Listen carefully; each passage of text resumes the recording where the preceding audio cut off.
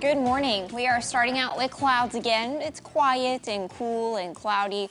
Mostly cloudy in Springfield, 58 degrees right now on north winds at 6 miles per hour. We are still partly to mostly cloudy this morning, but we are dry if you are about to head out. Don't expect any rain. It's 52 degrees in Branson, 57 in Camden, and 58 degrees in Rolla. We'll have dry roads as we head through the afternoon. Some spotty showers are possible, but I don't expect any road hazards because that rain will stay very light. So if you're waiting for a package, your package will still be dry. Mostly cloudy skies with temperatures still below average at 69 degrees. So some spotty showers possible today, especially to the east and northeast. Overnight, we keep the clouds and lows in the 50s. By tomorrow, a little bit warmer. We keep the clouds and spotty rain chances. We're looking at highs in the lower 70s. Now, we'll finally get rid of this cloudy pattern going into Friday. However, a front will kick out that cloudy pattern and bring back healthier storm chances. So we've got a day 3 marginal risk that we'll have to watch out for some severe ingredients there. Again, we'll stay cloudy until then, Wednesday and Thursday. Then we're looking at some scattered showers and storms by Friday with temperatures warmer and closer to 80 degrees. That unsettled pattern continues into the holiday weekend. We continue with that storm chance on Saturday with highs in the lower 80s. 81 degrees on Sunday with that storm threat. Will probably be cloudier and wetter as well. Scattered showers and storms on Memorial Day with that high at 77 degrees. 77 is about average, so we'll find temperatures warming up headed into Memorial Day. But it will be wet and possibly stormy with some of those storms around. We'll also have to watch for flooding because we just came out of an active pattern with a couple of wet months that we've had. So a lot of those low water crossings are flooded and saturated. So as we head into this next stormy stretch, we'll have to be careful for those flooding conditions again. Joe, Lauren. New this morning, Victory Mission is partnering with the Discovery Center to help the children of healthcare workers who are on the front lines battling COVID-19. Color 10's Nigel McDonald stopped by the nonprofit to see these meals being made and joins us live now. Good morning to you, Nigel. Well, good morning, Lauren. When I stopped by Victory Mission, it was pizza day for the kids at the Discovery Center. And I got to meet kitchen manager Corey Kinder, who says that the group is thankful to be able to help fill a need during these uncertain times. Now, he says it feels good to see the kids' faces light up when they deliver the meals. And this is also a way for the men to learn a skill set in the process. Kinder says the team begins cooking at 9 each morning and provides the different meals 5 days a week. I think it's super important that we feed the children of the people that are out there taking care of us as a community. It's the first thing we start in the day when we come to work. I mean, it's super important to us. Before they were only getting sandwiches and things like that, so we definitely took it up a notch. Well, the men making those meals are a part of Victory Mission's restoration program, which lasts anywhere from 12 to 18 months and works to help readjust those men back into society. Reporting live in Springfield, Nigel McDonald, Ozarks First.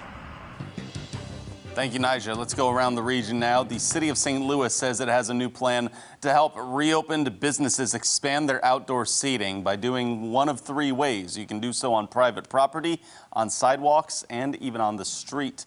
They just need to submit a free application with a plan, contact their alderperson, and list the city as an additional insurer if they're using public property.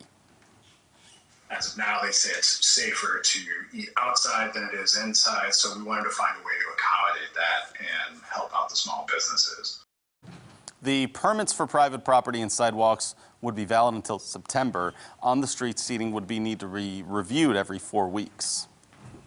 Around America, transit officials in New York say they're testing an ultraviolet technology that's proven to kill COVID-19. The new ultraviolet C technology will be used to sanitize subway cars and buses for essential workers. Up until now, all subway trains have stopped running between 1 and 5 a.m. so that crews can come in and clean 3,500 cars using more traditional disinfecting cleaners. Over the next several weeks, 230 UV lamps will be deployed at subway stations, and if successful, they would then move to buses, then local rail trains. And in going around the world, South Korea's high schools open for the first time today this semester.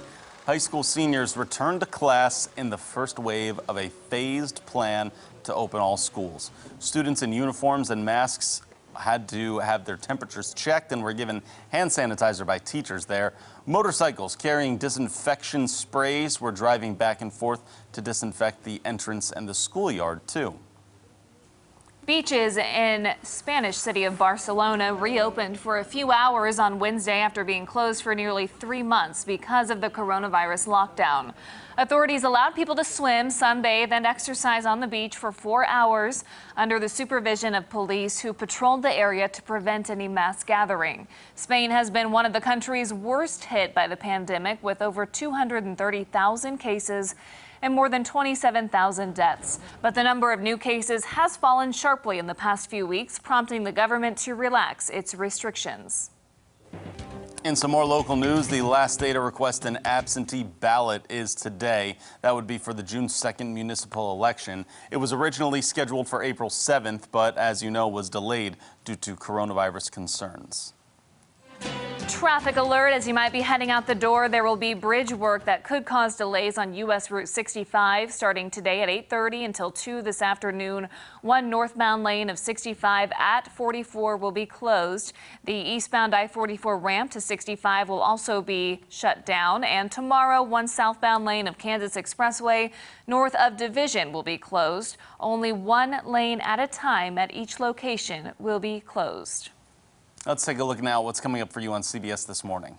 Coming up, college graduates share their concerns about the job market and lost opportunities. Plus, meet the NASA astronauts set to launch into space from American soil for the first time in 9 years. Coming up on CBS This Morning.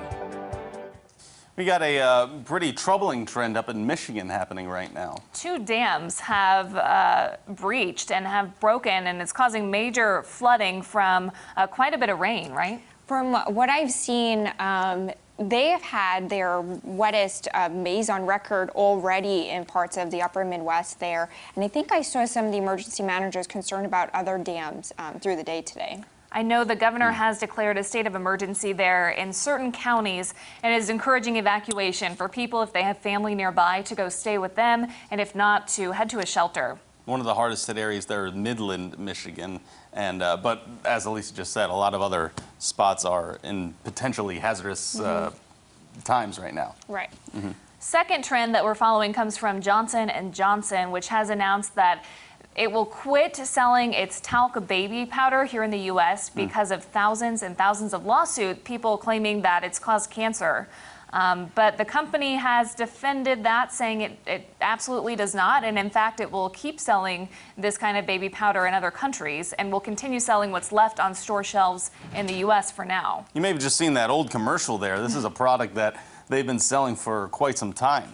And that's something that they're going to stop doing now. They've been in some trouble for a few of their products recently. Yeah, and I mean, these lawsuits are numerous here in the U.S. and Canada. I want to say it's something like almost 20,000 of them. Right. So, they must be tired of dealing with the legal trouble. Yeah, no kidding. All right, we're also tired of dealing with some gray skies, but they might be around again today, huh? Yeah, comments on social media were like, oh, can't this... It's the same storm, guys, since Monday. It's just chilling and doesn't want to move. So we're going to keep the same weather that we've had for the last 3 days. Clouds, cool 60s, maybe a spotty shower, a little bit warmer tomorrow. Then we kick that storm out, but at the expense of bringing back healthier storm chances, another active pattern through the holiday weekend. Yikes, I see scattered storms, chance of storms, scattered storms. All right, Memorial Day weekend, what do you expect?